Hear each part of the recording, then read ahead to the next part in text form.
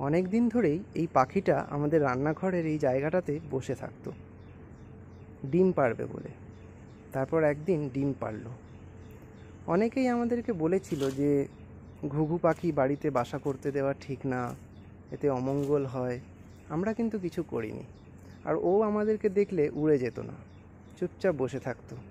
আমরা এপাশে রান্না করতাম, আওয়াজও হতো অনেক সময় মিক্সি চালালে বা রান্নার শব্দ, কিন্তু ও চুপচাপ বসে থাকতো।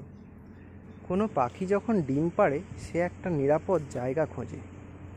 এই জায়গাটা এই পাখিটার কাছে নিরাপদ বলে মনে হয়েছে বলেই সে কিন্তু এখানে বাসা বানিয়ে ডিম পেড়েছে।